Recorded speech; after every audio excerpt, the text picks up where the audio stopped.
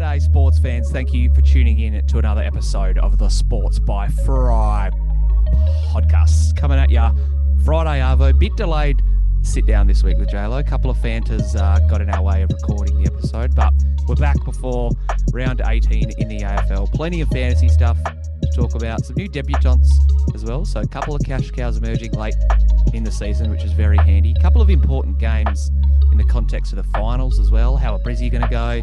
Who are North Melbourne going to look at for the next head coach? JLo and I discuss a couple of those things. And we dive into a little bit of NBA chatter. Obviously, we're entering the quiet period in the NBA offseason, so not tons going on, but seems like Donovan Mitchell's going to be traded in the next couple of weeks. So we talked about some potential landing spots for him, talked about Dame's contract, and Deandre Ayton staying with the Phoenix Suns. So bumper episode coming for you. Let's get amongst it. Boys are a bit behind schedule this week. The Wednesday Hump Day pod had a lot of momentum behind it. There's a couple of Sydney trips that threatened to derail the train, but it's taken us to Friday this week to get on the airwaves. But how you doing on Friday, the 15th of July, JLo? Mate, I'm so exhausted. I'm just Still.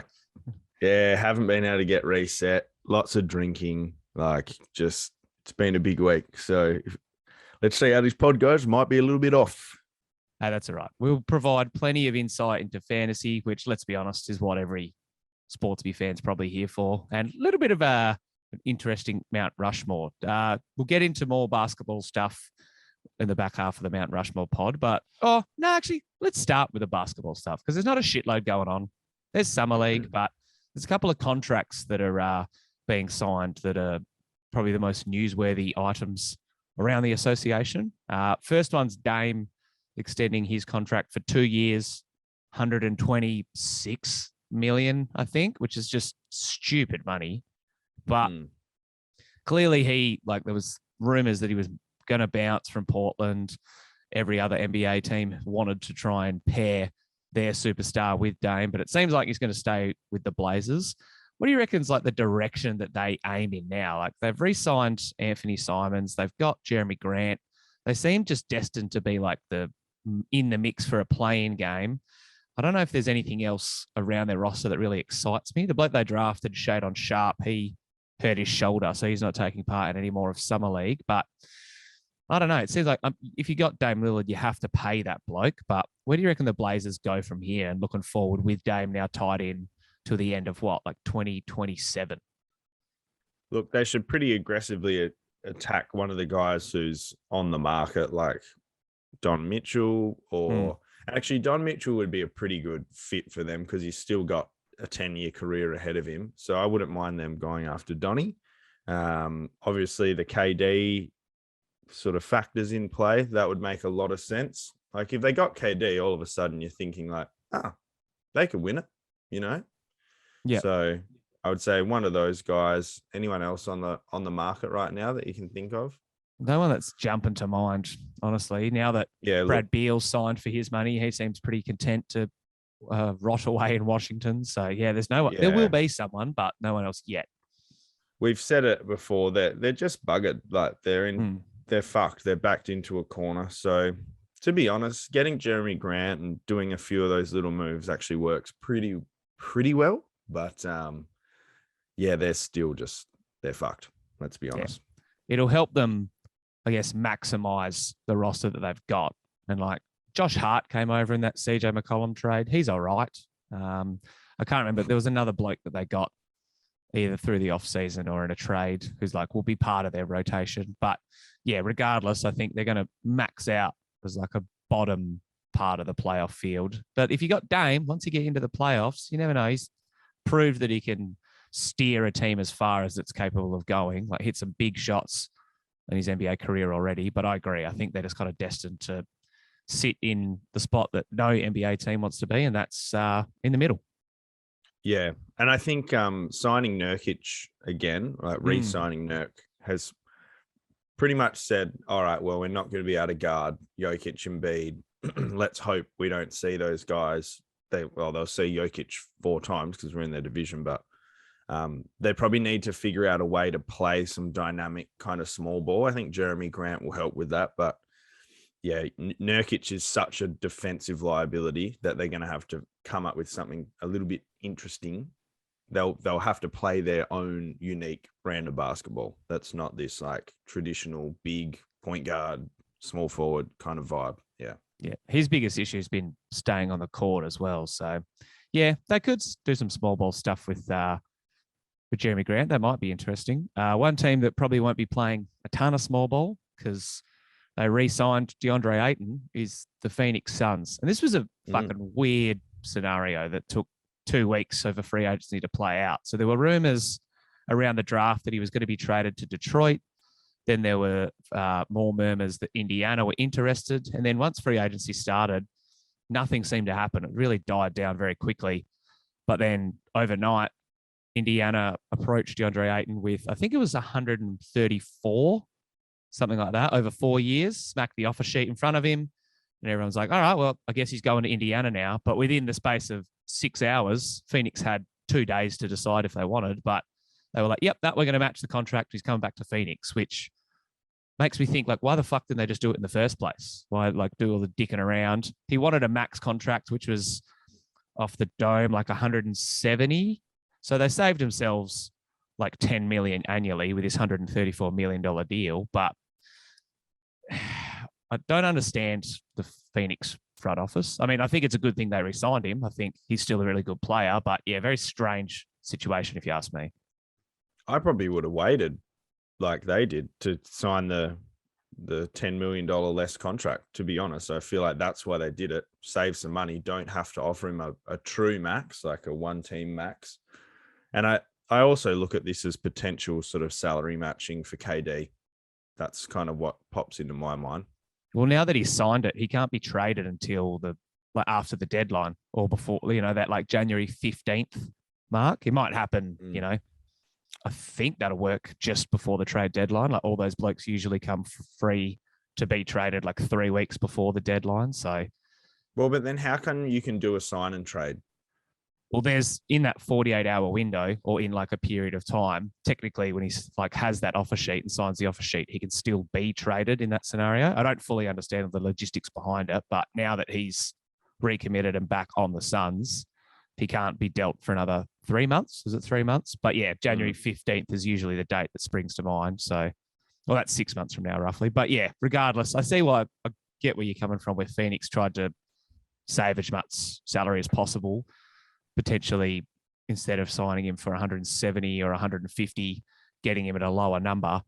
But I don't know. After there was no interest, if I was them, maybe they did. Who knows? Just go at DeAndre Ayton with a smaller number and see if he re-signs. But do you reckon now that Phoenix is pretty much running it back, they could still maybe do some, I don't know, maybe do some finagling and make a play at KD, but it doesn't seem like that's going to happen at least until the deadline gets closer. But where do you view Phoenix now as a contender? Because I know that I've kind of fluctuated a little bit on their belief. They were obviously the best regular season team last year, and I still have faith that they can challenge in the West, but I don't think they're the true contenders at the top of the totem pole.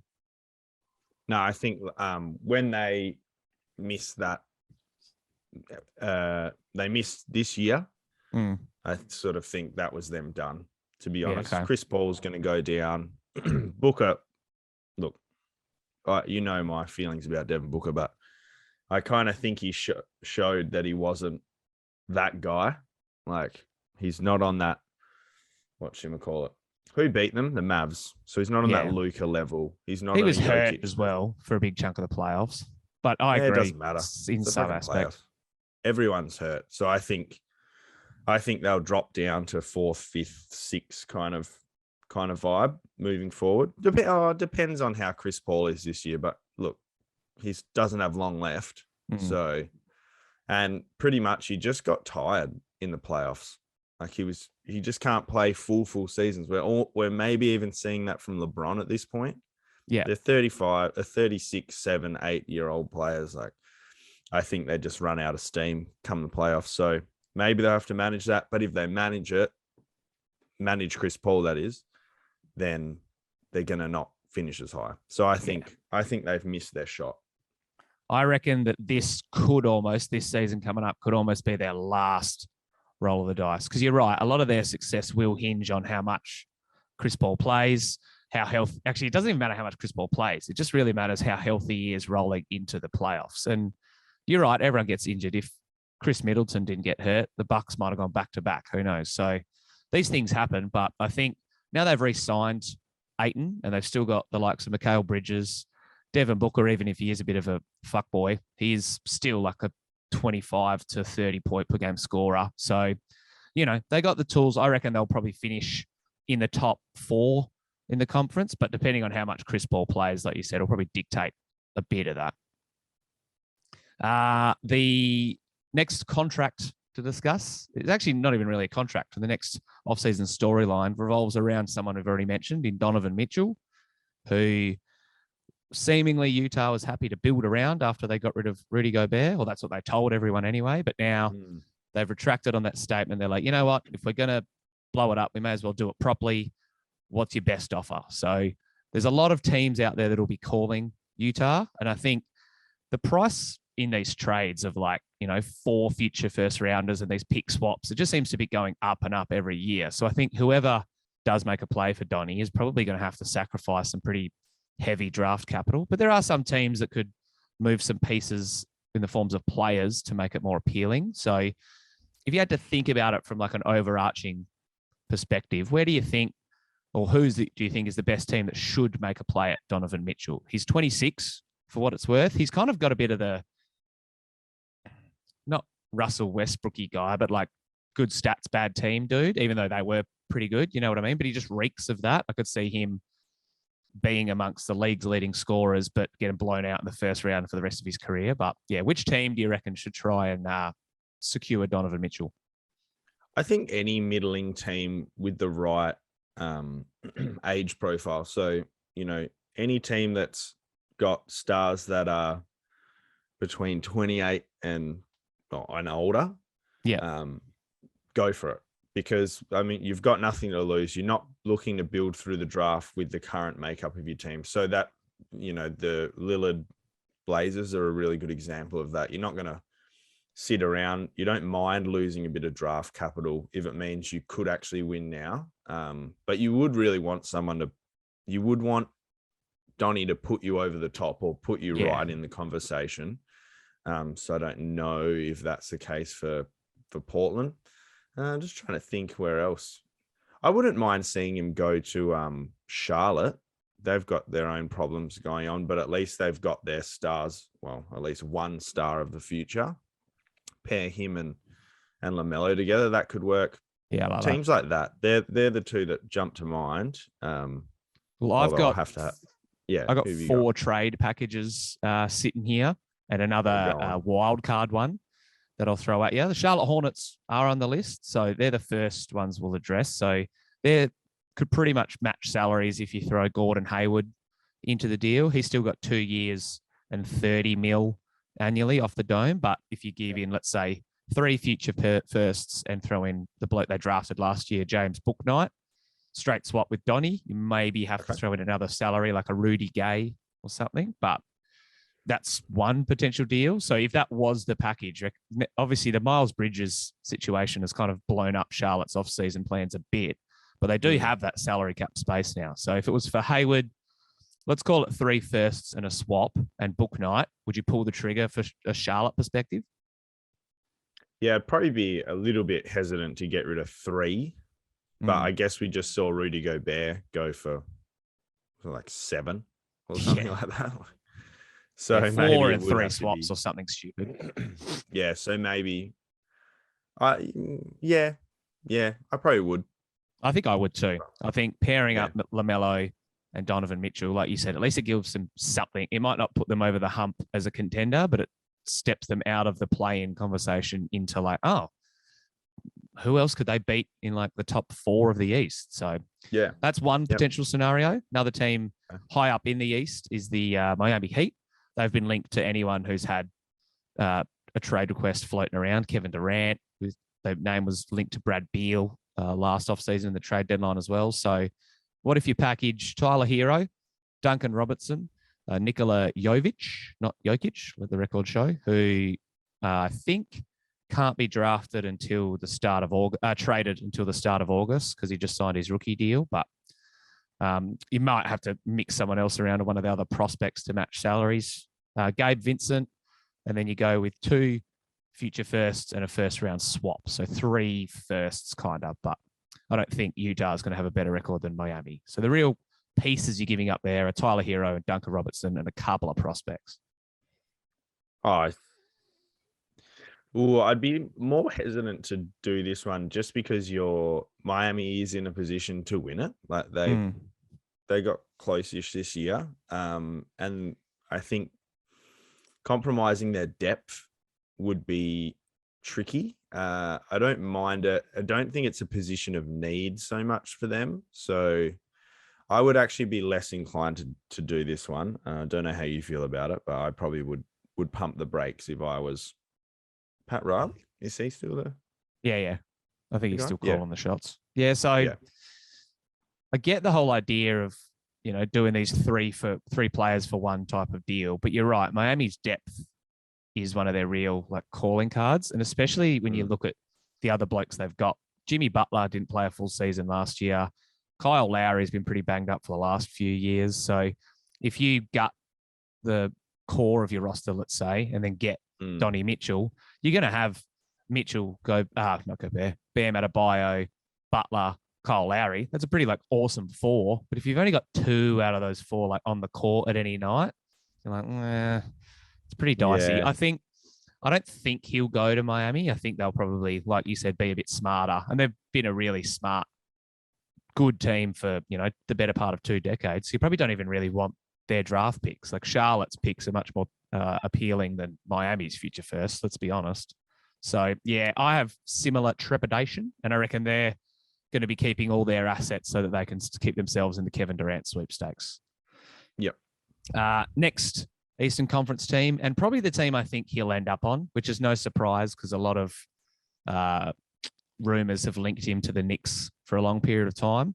But if you can keep RJ Barrett out of a deal, which is what New York seems destined to do, I reckon they're just going to do something similar to what Minnesota did and give up an enormous amount of draft picks. But the deal that I manufactured is you go Evan Fournier, Cam Reddish, Obi Toppin, and one of their guys who are doing well at Summer League. You go with Miles McBride, Quentin Grimes, just to give them another prospect to potentially build around. And then they've got Washington's protected pick in 2023. So you give that up. They give their own 2023 first rounder and then a couple of other swaps and future picks. So it's essentially 3 firsts and 2 first round swaps with Obi Toppin and a couple of other young dudes and Evan Fournier as a salary filler. Yeah. I feel like the difference between the Knicks and, say, Charlotte is as much as I like RJ Barrett, I don't know if they've got their superstar or that, you know what I mean, going for. I feel like LaMelo is going to be a franchise player. Is RJ? He could be. He's a good little player. Also, he plays pretty much. If you had those 2, if you pick an RJ or LaMelo, you pick LaMelo as a future prospect and someone to build around. Yeah, at the moment. And I think it's a better fit. You almost feel like bringing in Donnie cuts into RJ's development a little bit. So I'd be less inclined if I was the Knicks, but they did just secure a whole lot of draft capital at the draft, didn't they? True. Yeah, they got a couple of futures. They obviously signed Jalen Brunson as well. So even though it seemed a bit head scratching at the time, he's a good player, and you pair him and Donovan Mitchell as their starting backcourt, they're definitely better than they were last year. Yeah, so I don't mind that one. But I do worry I would want the team to have a real plan. And I don't feel like the Knicks have a real plan at this point. What about I'm sorry, you might have enough. Go on. Well, before you go into another team, what if instead of giving up as much draft capital, or let's say you keep Cam Reddish or something, what if you did give up RJ Barrett? You can keep, I don't know, take 2 first rounders or a first rounder and a swap out of the deal, ditch Cam Reddish and fill that salary with RJ Barrett, because he's probably more tantalizing as a trade asset. Because you're right, he's shown flashes, but I don't think he's shown over what's it, 3 years, 4 years, that he could be a player to build around. He might be like a second or even third best player in a championship winner, probably more likely a third at this rate. You reckon the Knicks would be smarter to put him in the deal and keep more of their future assets if they were trading for Donovan Mitchell? No, because then that doesn't make sense. Like, you've grabbed Donovan and you're going to have no one else there with him unless they're planning to sign going forward, which is just like the Knicks curse. They've just done that forever. Well, you got and Jalen Brunson, Julius Randle, Donovan Mitchell. It's not a great trio, but if you have those three plus RJ, you know, how far are you really going? I agree. I think you're better to hold on to him, but yeah, just playing devil's advocate. Fair enough. Yeah. What was the other team you were going to mention? I got one more on my list. You go your list and then I'll see if it's them. All right. So for most of the offseason, we've wanted the Dallas Mavericks to pair someone with Luka. Do you reckon a Spencer Dinwiddie, Dwight Powell, and 4 picks in like the forms of 2 swaps and 2 first rounders, it might not even honestly be enough to get the deal done? But you reckon Luka and Donovan is a good star pairing? Yeah, it'd be pretty good. Although they both need the ball in their hands. I think very true. Luka is a transcendent top. He'll be in the top 5 players for the next decade. And so I think you've really got to put players that fit Luka around him. And I think Christian Wood is one of those. I think Spencer Dinwiddie actually works quite well, especially in the role he was playing. I don't think Donovan makes sense. Like, you've seen him literally not pass the ball to his second best player for the last year. So not really. I hear where you're going with it, but I think Luka needs those sort of stars who are really specific, like a Klay Thompson. Doesn't need the ball, catches and shoots, dribbles fucking 6 times for 50 points, you know? So that's kind of my thoughts on that one. On anyone, Luka, Jokic, Giannis, although Giannis is a little bit more open, but you need to put players around that fit those guys because they could win you a chip almost single-handedly. So it doesn't make as much sense to me. And again, with the Mavs, I'd be hesitant to lose too much roster depth as well. That's why you and I form a beautiful 1-2 tandem as a future NBA GM, because I would come at you with all these crazy trade ideas and you would just talk reason, and then we would find the one that would make us a championship winning team. All right, I got one wild card in my back pocket, but I want to save it because I don't reckon it's the team that you're going to mention. So who do you reckon, after having a bit of a peruse, could be another team that we should talk about? I think the Sacramento Kings should have a good long look at it. Because I think De'Aaron Fox is a star.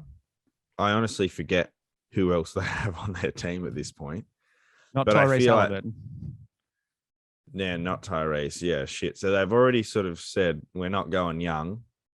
Oh, they got Sabonis, don't they? Yeah, they got Sabonis. They got Davion Mitchell. The Keegan Murray bloke that they drafted has actually been, it's summer league, but he's been looking pretty good, been shooting quite a lot. So, they got some pieces still.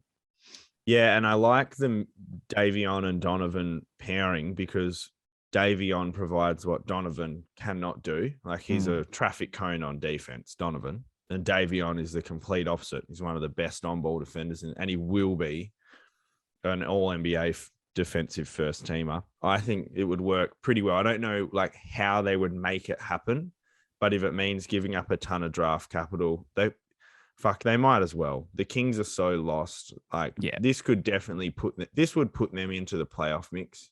Well, I was just having a look as you were talking through some of your Sacto thoughts. It's a straight salary swap for De'Aaron Fox, but I think you'd be trading Donovan Mitchell to pair with Sabonis and Fox, right? Yeah, that would be my idea. So salaries, you could almost say anyone but those two are. Yeah. Let's go through it because they got Jeremy Grant, who I think is a free agent who hasn't yet been re-signed because they got that in the Tyrese Halliburton deal. So I don't think he could be included in. Jeremy Lamb. Oh, yeah. Kevin Huerta, they traded for, probably can't be included in the deal. Rashawn Holmes, you could match with Harrison Barnes's contract, and that is almost a perfect 30 mil. Malik Monk, Keegan Murray, they're not getting rid of either of them. Josh Jackson, same deal. He's cap hold at the moment, so potential free agent. And then you go into Davion Mitchell, Trey Lyles, all these other blokes who are worth less than $2 million. So a Rashawn Holmes, Terrence Davis, Harrison Barnes, 4-pick, or 2 swaps, something like that. That could push it through and get it done. Maybe. Look, it wouldn't be an easy deal to get done, but Utah needs some fucking players. Rashawn Holmes isn't bad. I quite like Rashawn Holmes. So do I. Him and Harrison Barnes could help give them some semblance of an identity until the help arrives. And at least then you've got decent vets. Harrison Barnes someone's jersey to sell.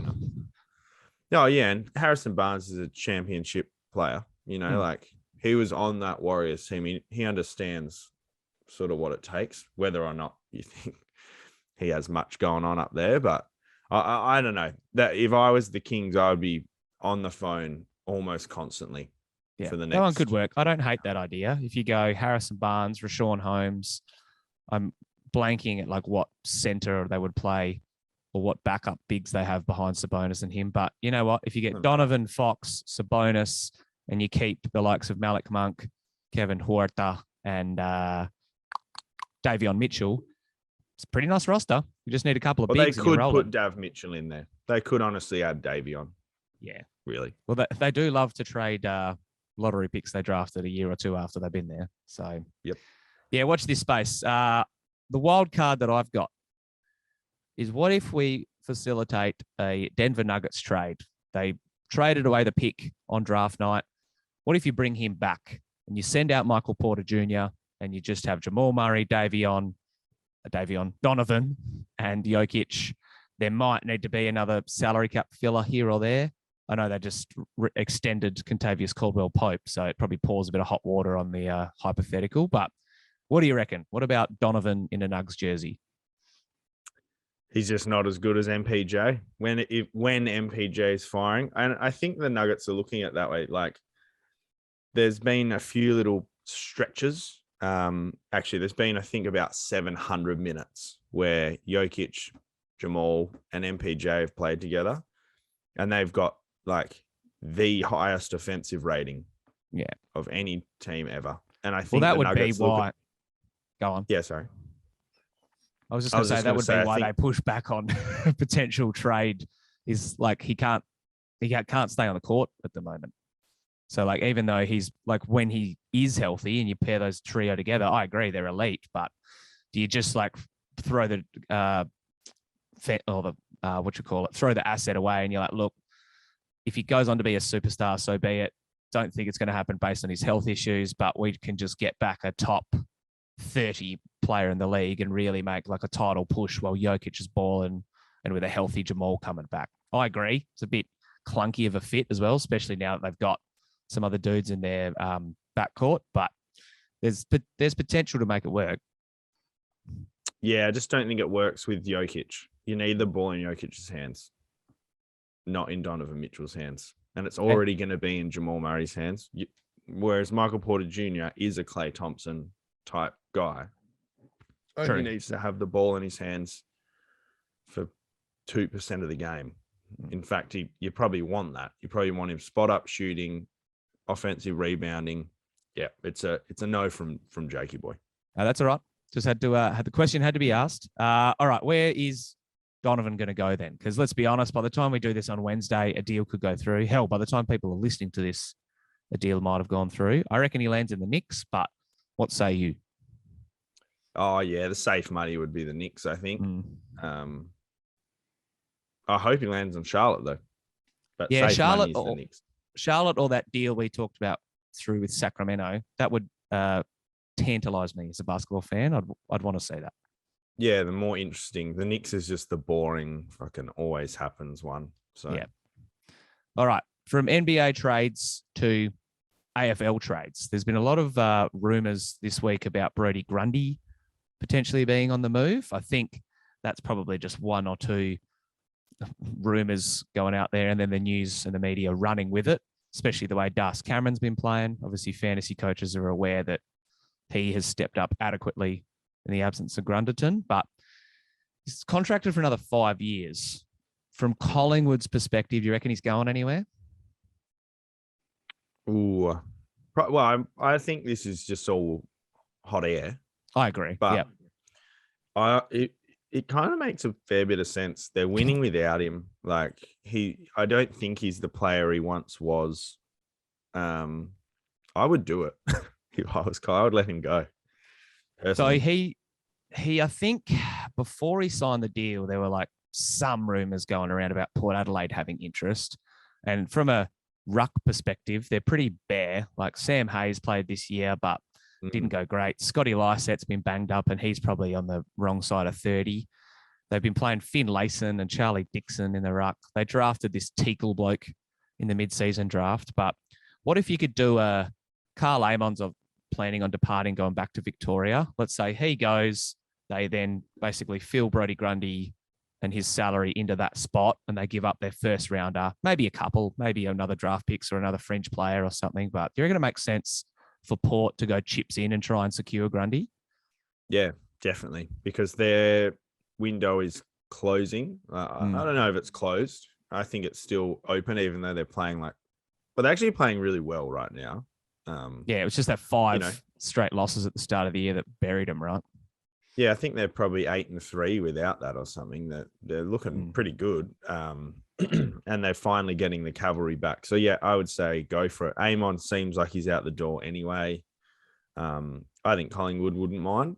Carl Amon, he's a fucking good. I really rate Carl Amon. So I almost look at those two as like equal transaction. The way it would almost been playing. Yeah, it would almost be right. I think there's a lot of other Victorian clubs that have said that they're interested in Amon, and I don't know how it would work, like him being a free agent and Grundy being contracted. Like I don't think they do sign and trades in the AFL in a similar way, but you could make it work. But yeah, I agree with you. I don't think he's going anywhere, but it just got me thinking. I was like, if he does go anywhere, Port makes a lot of sense. I want to say he's from South Australia as well, Grundy. So I was going to ask. That rings a bell. Hey. Yeah, let me do my quick research. Yeah, he is from Adelaide. So there you go. Yeah, there you go. Another tall man who seems to want to depart his current club at the end of the season in Rory Lobb. He has been playing pretty well, arguably the best, or probably the best footy he's played at Freo, maybe his whole career. Who do you think is the team that should go after him? Because whether he departs or not, there could be a few things that unfold, and Freo's targets in the off-season might dictate if they want to keep him or not. But there's been talk of clubs like Essendon, the Bulldogs. They've said they might even do a switcheroo and put Aaron Norton back to centre half back, because that's where he started his career and where he was drafted as a prospect. So which club do you think would be wise to try and get their hands on Rory Lobb? The Doggies. Yeah, 100%. You reckon? Yep. No one even comes close to that fit. He's exactly what they need. Backup ruckman and clunk and marks. And, they've missed Josh Bruce. You've seen it. They have, yeah. Look, like, Josh Bruce must be, what? He's older than us, isn't he? Sure he is, yeah. I'll find out, but keep going. Yeah, anyway, I just think the age profile fits, the sort of the place fits, the role fits. I think he's exactly what the Doggies need, should he continue playing the way he has been. So I'd be going the Doggies. They're definitely the ones that jump out to me. But let's be honest, any of those, does he want to go Vic? Or just I think so, yeah. Because there were talk he wanted to go back to GWS, but for what it's worth, Josh Bruce is a veteran of the game at 30 years old, but he signed a 4-year deal when he was 29. So 2019, no. He signed to the end of 2023, sorry. So okay.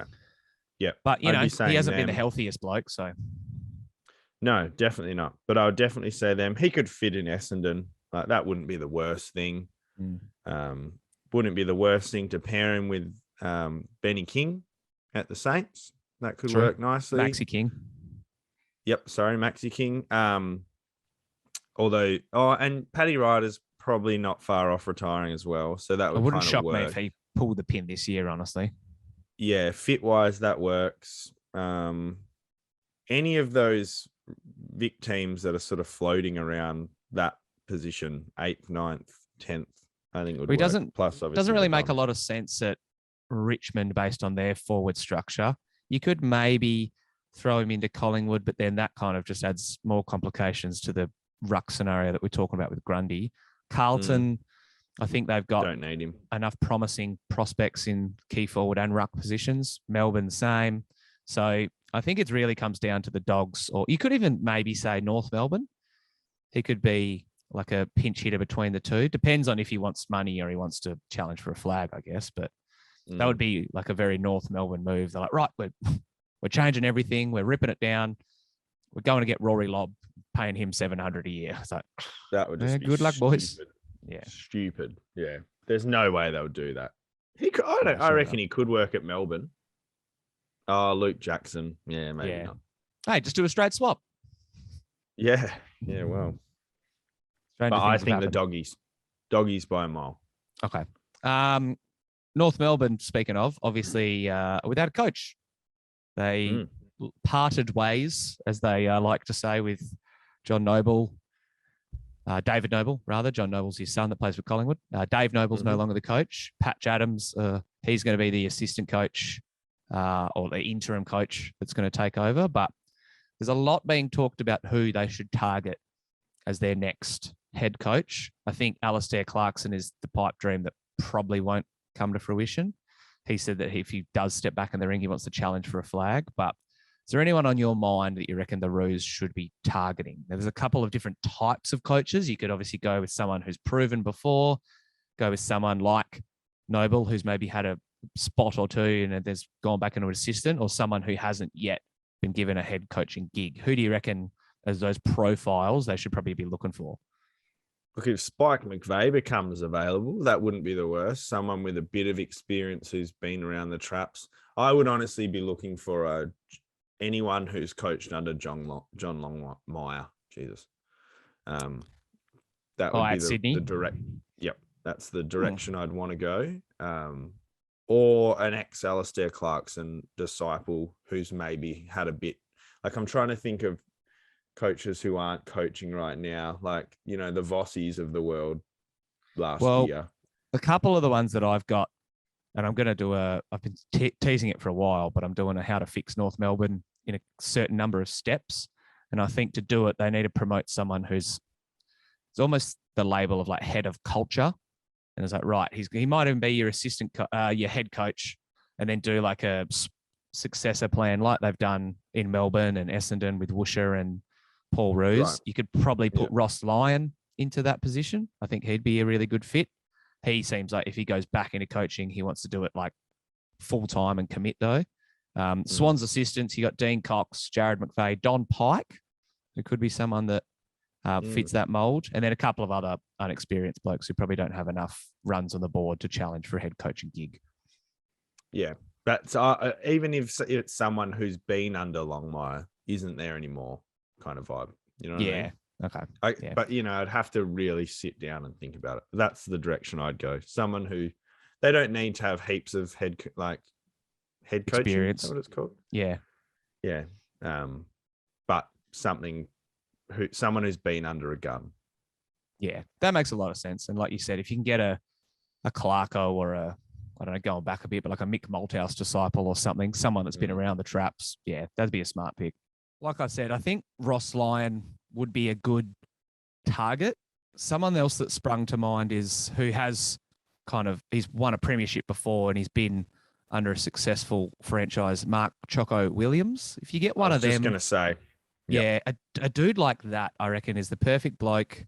Ideally, you give him a 4-year contract, 2 years to be a head coach, and then they step into the front office or something like that. Someone that's got those aspirations, and then you give a Jamie Graham, a Don Pike, even another assistant. Ash Hanson's a popular name in the coaching circles. Spike McVeigh, if he doesn't go get the GWS gig. You get someone like that who can learn under Ross for a couple of years and then take the reins. I reckon that's the smartest route to go down. But look, there's no easy solution for North. I don't think anyone's going to come in and save the day instantly. So, no, I do like your idea of a succession plan though, like a Choco Williams for 3-4 years, get them right, and then have something under the belt, some plan, even if it was a Scott Pendlebury kind of vibe.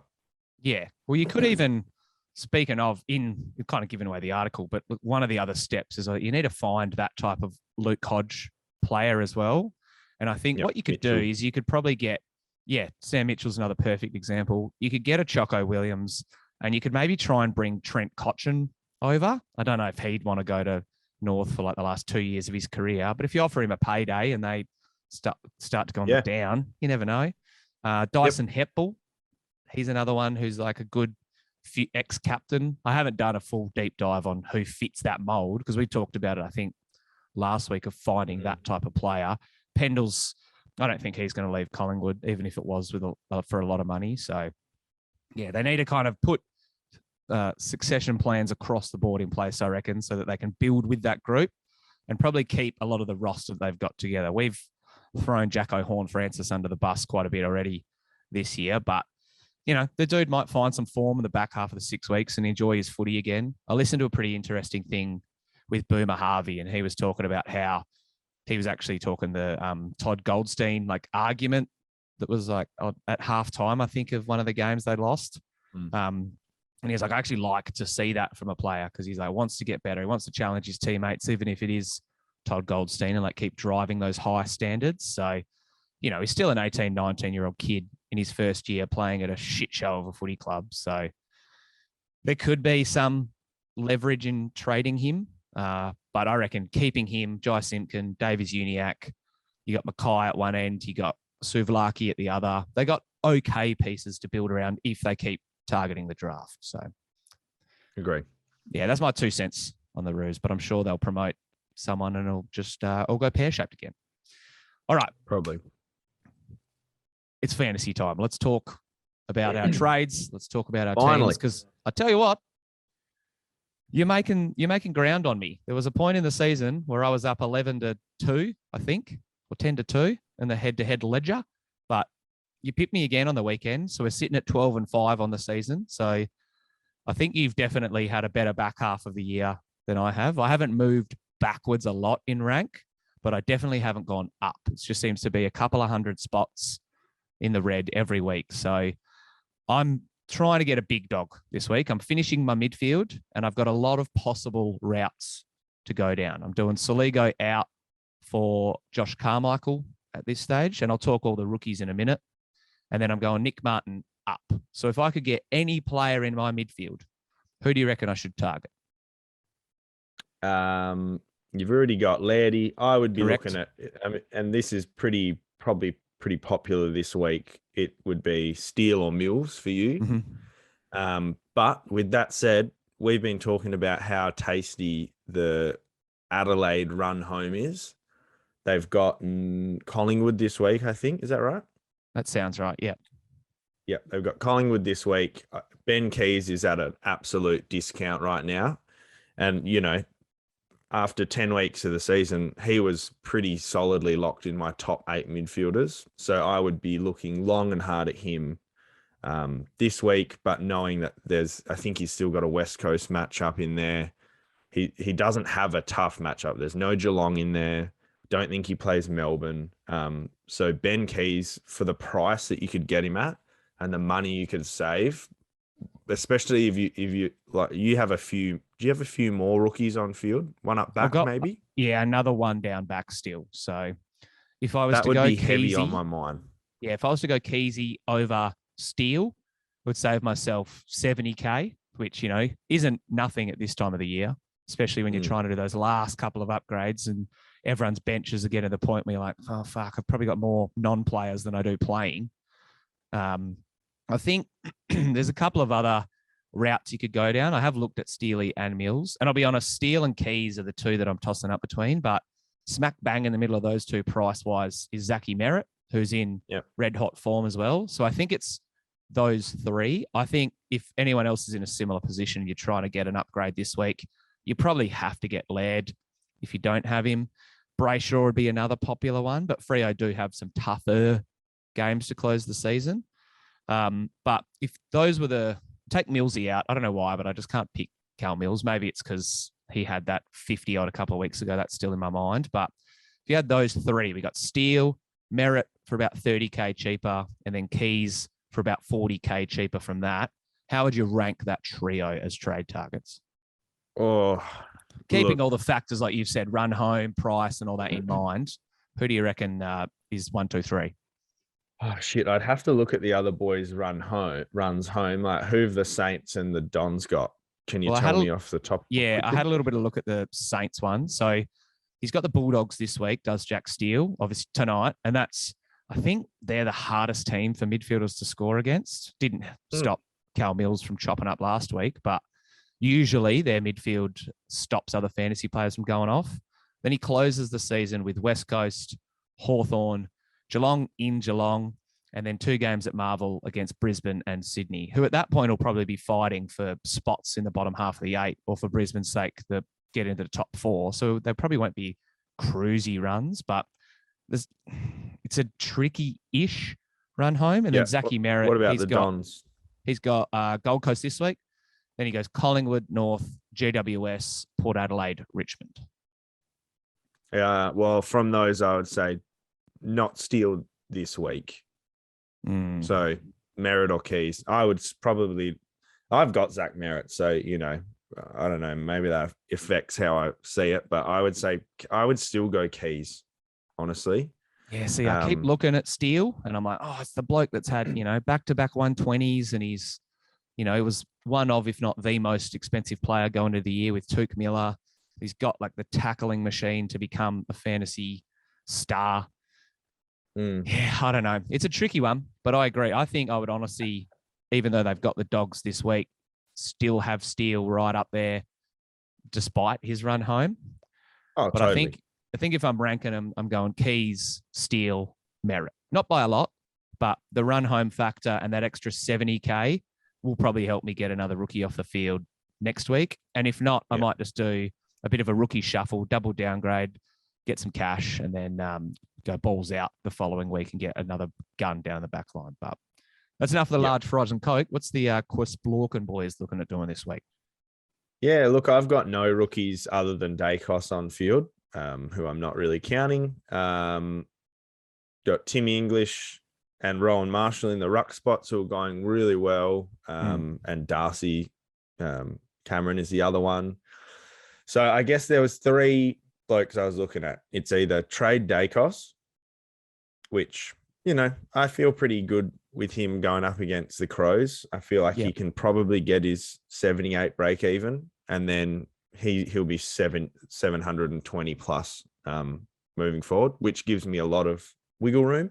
And I also feel like the defenders, I really just want to wait for Aaron Hall to come back. I don't think I'll be able to get up to Sinclair. It won't be easy. I might have to wait for a 2-week drop from him or something. So I feel like he's going to be locked in. That's Dacos will be locked in up back. Tim Kelly had a stinker. Well, it wasn't a stinker in the end, but he had 2 at quarter time. Managed to salvage a 70 something. So Tim Kelly's definitely one I'm looking at moving. But I think he's safe this week. And I guess the other one was Harry Himmelberg. But he did just have his first good game was against Brisbane. So that's what he's got this week. As long as he plays in the back line, I actually feel pretty confident he'll get to 90 plus. So what I'm actually thinking I'm doing is Gorney's cheapest chips. Das Cameron's about as expensive as he's going to get to. It's a 30K move, Cameron to Gorn. And also, Gorney had like 130 against Port last time they played him. So I think I'm going Gorney. I'll roll the vice captain Rolls Royce on him. And hopefully he goes off. And then I've just got Tim English Gorn in the ruck spots. Rowan Marshall flips down to the forward line. And I've still got a full forward line. And I'm laughing. So I think it's Gorney in for me. Before you came up with that Gorney idea, I was like, oh, you could probably turn TK into Rory Laird.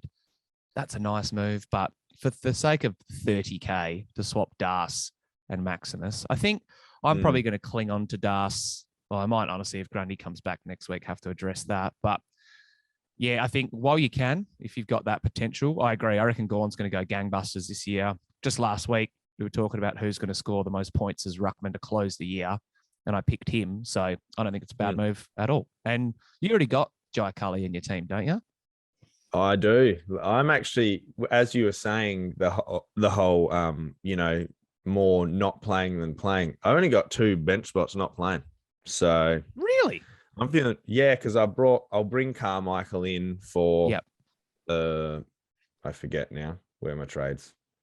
Oh, for Judson Clark, okay. No wuckers. That made me about 80K. And then, threw that on top of Gorney, Das Cameron out. And so I've got, only Bryn Teakle not playing. And I had to grab Tex Wanganeen I think it was during the buys. I was like, I just need a fucking playing rookie who's worth fuck all. So Tex is rotting away on my bench, but that's okay because the rest of them are playing. And I reckon Cully's going to go all right against the Hawks too. Hope so. Bravo. That's nice to see that one of us has at least nailed our rookie picks. I've still got a couple. I've still got all my defenders are playing. I'm flicking out Saligo, who is technically already a playing bloke, but he's maxed out in value. And there's 1 or 2 others on there, like Mitch Owens, who I'm like, he might come back and play a couple of games down the stretch. But cash generation's starting to dry up for a lot of coaches on the bench this week. For what it's worth, I think Carmichael's my favourite rookie ranked bloke heading into this week. He performed solidly against who they put North last week, but I feel a bit safer about his spot rather than Cully's spot in West Coast side. I agree. I reckon he'll go all right against Hawthorn, but he seems like he's poised to do exactly what good old Zane True did over the last couple of weeks. Just get out of get into the team, play a couple of games, see what he's like. Who knows? If he goes gangbusters, he might play out the season, and that's obviously a gamble that West Coast can afford to do at this time of the year. But I don't know. He hasn't been lighting the world up on fire with regards to numbers, and West Coast's midfield is still relatively strong. They've still got most of their dogs there. So I'll be very interested to see how Cully is used. But I think he and Carmichael are 1 and 2, splitting hairs really as the top targets this week. Ash Johnson, another basement priced forward. He finally gets to make his debut. He was a mature ager drafted last year, I want to say, but he's been like pushing for a debut at times over the last 12 months, really. So he'll draw the interest of some coaches. And then Tyler Sonzi is another draftee for the Tigers, but he's a pure midfielder priced at 236. So I'm like, you probably don't need to be paying that extra 60K for a bloke that'll be on your bench at this point of the year. So Cully or Carmichael for me is the top targets this week. I'll get one of them this week. And then if Cully holds his spot, I'll probably jump on him next week. Beautiful, mate. Beautiful. Bang, bang. All right. Fantasy is obviously the favourite part of this podcast for the Sports by Fry fans, but the second favourite part is the Mt Rushmore draft. Now, it was another close one on the weekend, over the week, sorry. We had, what did we do last week? Oh, hard nuts. That's right. Oh, yeah. The Instagram vote was tied at exactly 50%. And then the Twitter vote. Bloody Twitter. Yeah, the Twitter Sportsby fans came through for me. So take my ledger to 5 and 3 now, I think, from memory. But regardless, you got the first overall pick. And today we're drafting the worst NBA jersey designs because there have been some shit NBA jerseys. And when I throw the YouTube video up, I'll probably try and put a graphic of the jersey up so people know the ones we're talking about. If you're tuning in on the podcast, you'll probably have to look at the graphic that I'll make that'll decide the vote. But there's a couple of contenders here, and I think there's a couple of clear ones, and then it dips off pretty quickly. But it comes down to a bit of personal preference as well. So you get to kick things off. Have you got any all-star jerseys in your rankings? I didn't put any in. No, neither. No. Yeah, good. Just had to clarify. There's some shit all-star ones. There's a couple of them popped up, and I was like, well, that is pretty bad. But no, I've just gone with, NBA teams' jerseys. So beautiful. Let it fly. All right. Yeah, well, I'll get this going nice and quick. I think, personally, this is the worst jersey ever. Oh, I mean, obviously, I'm picking at number 1. I think we're going to have the same one. This is clear for me. And it's the Mavs silver jersey from 2001-ish or something. I think you can see pictures of Nash and Dirk playing in it, and it's just disgusting because it's not even like a true silver. It's just like it's an absolute mess. It's one of those horrible silky jerseys from back in the day. So I'm going the Mavs silver jersey. I can get the date up for you, but it was 2003 because I've got it on my on my draft board. It was number 2 actually for me. Okay. Shiny silvery grey. It says 2001 here. Oh, they might have worn it for a couple of seasons. Who knows? Yeah, sure. Anyway, actually, let's be honest. They wouldn't have worn it for a couple of seasons, but Mark Cuban said that it looked like a wet garbage bag. And I'm like, that's actually pretty good way of describing it. No, you're spot on. Yeah. So I'm going that. I think that's the worst by a mile, personally. I think the Charlotte Bobcats orange jersey is just disgusting. I hated looking at it when they were playing. Was never a fan of it. When the Charlotte Bobcats became the Hornets, I was actually glad because there was some, I can't remember. I was right when Kemba was starting to peak as a star. I was like, I really enjoy watching these dudes play, but fuck, these jerseys are ugly. And like, I could just picture DJ Augustine running around in this like, and Gerald Wallace in this like bright, orangey, crappy Charlotte Bobcats jersey. So that's my clear number 1. So I'm taking it off the board with my first pick. Wow. I had that on my list, but not even in like not ranked. You know what I mean? Okay. It was an honorable mention vibe. So I'm going to pick my second pick, which is another Bobcats jersey. Oh, yeah. But it's their NASCAR jerseys. Yeah. So it was grey. Down the side, it had the checkered flag. And I can literally, I've got a picture of DJ Augustin shooting a basketball in it. And it is putrid. So that's my number 2. And honestly, it might be the ugliest jersey ever, but it's just one of those jerseys. There's too much going on. The team was shit. You know, like if Steph Curry was ripping it up in it, you might be like, oh, it's a bit of a classic. But nah, for me, that is just disgustingly bad. So I'll go that. I totally agree. I think that's another one that I had high up on my board. Very gross. There's a lot of hate being thrown around for the gold Wizards jerseys, but I know they have a very close place to our hearts. Shout out Gilbert Arenas. So. And also they had an iconic player doing iconic things in it. Yeah. So don't expect to hear helps. that mentioned, but no. I'm going with another gold one. Probably looking at a similar list here. It's the gold one that the Sacramento Kings wore in the mid-noughties. I mean, I get what they were going for, but there's like a purple and a silver, I don't know, ring like around the armpit, around the neck, and the gold they haven't pulled off. It's not goldy enough. It more looks like a light brown. It's like poo. Yeah, genuinely like a fluoro gold or a poo. So that's Sacramento Kings poo jerseys, the poo schmear jerseys. That's probably what most people would refer to them as anyway. So I'm going with the shit smear Kings. Cool. All right. Well, that means I get my first, second, and third picks. So this one was one of those ones I thought could go any direction. Look, this one's might hit personal for you, but the Cavs are on there. The Cavs had a few actually, but the one I think is just trash is the 1994 black and blue Cavs. It's just you're kind of like, what does this have to do with anything? Like it has nothing to do with their classic color schemes. Doesn't even have any orange on there, which I know their logo used to be the orange net kind of thing or whatever. But it's the 1994 black and blue. You can think about Mark Price and Sean Kemp wearing it. It's just too much going on, not enough going on. It's just disgusting. So I'm going with that Sean Kemp classic Cavs blue and black, not the white and blue one, which I still think is a piece of shit. But I think the road one is crap. I've got a Cavs one in my rankings, but it's not that one. I know the one. I actually like that black and blue one, and it made a comeback as one of our alternate jerseys or like city edition a year or two ago. But what they did is they made the blue a bit smaller. You look at the 80s one and it takes up like 50 to 60% of the jersey, and you're like, it doesn't look great. So I'm glad that they revolutionized it. Well. Yeah. They've got the big thing on the shorts. I think that's a factor. It's like there's a few jerseys you're like, oh, the top's all right, but then you add the bottom, like I'll honorable mention one. I'll just say it now. I'm not going to pick it. The one where the Warriors have the solid yellow top, but then the pinstripe shorts. Oh, yeah. I think they I'm sleeved not it picking as that well. one either. Yeah. That is just a mess, and it's purely because of the shorts. So I think that's what gets this Cavs one over the line for me, is the shithouse shorts. Anyway.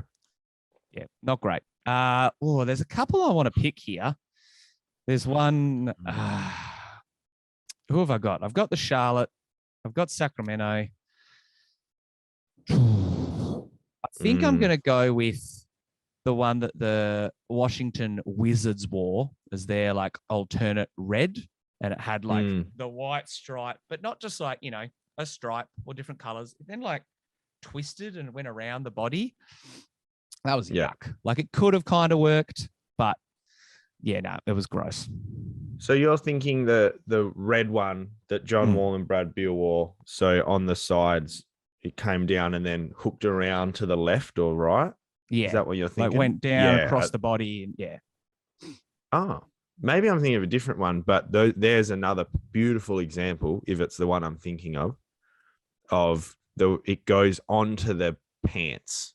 Yeah. Like down onto the shorts and hooks around on the shorts. And you're just like, what the it goes right across their asses. It's just it's a genuine mess. And that was sleeved too, I think. I think it was. I think they did sleeve version of that. All right. Let it before you make your last pick. I was very tempted to just make a pick of just t-shirt jerseys in general, because like we've already trashed the Golden State Warriors one. This Wizards one's on my draft board, but I was like, that's probably cheating a bit, throwing every t-shirt jersey into the mix, but I'm glad that they don't wear them, or like it seems like that's dying out. I'm not a fan of those t-shirt jerseys. I didn't mind them, I must admit, but LeBron obviously hated them, so maybe that's why I hate them. All right. Oh man, there's a few I could pick here, but I think I'm gonna go. I got my top 3 picks. Very happy about that. There's a Sixers jersey that is just putrid when Chuck was there. And there's a Kings one that I'm very tempted to take. Still another Kings one. Oh my God. But yeah, that was the one I was tossing up to potentially take with this pick. Yeah. So you can get that next pick, because I'm going to go, and there's been a lot of bad versions of these jerseys. New Orleans Mardi Gras jerseys. I've never seen one that hits, but this one, the 2012 one, is just horrendous. And they're always plagued by this too much going on. But those New Orleans ones, Mardi Gras ones from 2012, they had all the purple and yellow and green, but they also had these like it was like the beads on the shorts. They're just so bad. Like they're probably the worst jerseys. If you look, it's just like someone's vomited a Bourbon Street fucking cocktail on their jersey. So we'll have to get the specific one because they're all so bad. But the 2012 ones are by far the worst ones. So there you go. I know the ones you're talking about. Yeah, not great. All right, couple honorable mentions I want to throw in. We must have been looking at a lot of the same lists. I went through a couple of them, but the list that we've got most of our picks from also had a Detroit Pistons one that was like pure white, but with like lightning bolts on it. That wasn't great. Yeah, that was weird. The Wizards again had another alternate one similar to the red one I was talking about, but it's like a white and orange. Not great either. What else have I got here? The Raptors camo one popped up on a lot of lists that I looked at. Don't like that one. I don't love it, but I'm like, I don't hate it enough to throw it into this category, I don't reckon. Okay. But I think this is going back a bit, but I think the one that I'm going to take is it's the Atlanta Hawks green jerseys that like Pistol Pete was running around in. It just looks like a sickly, like not even lime green. It's like a cross between lime green and Kermit green. Just not doing it for me. And again, NBA jersey designers probably weren't at the peak of their powers in the 70s, but we've seen some horrid ones since. That Kings one that's got like the line down the middle and one side's purple, one side's black. that was right in contention to go with this pick. But instead, I'll go with the green baby vomit Atlanta jerseys. Okay. I didn't end up putting that on my list because I felt a little bit Pistol Pete iconic-y kind of thing. Yeah, okay. I get what you're saying. But I hear what you're saying with that. And a few other honorable mentions since we got the time. The 2015 Rockets Clutch City jerseys. Did you see those on any of your lists? I can kind of remember them, but not really. Oh, they are disgusting. I had the Wizards, the Mavs City jersey where it looks like graffiti. Oh, the recent you would have one. seen, yeah, quite recent with Luka running around. That was fucking so bad. It looked like a kid off Sesame Street had done it. You know what I mean? Like the bad kid on Sesame Street. Yeah, was running around like, here, let me spray Mavs on a wall.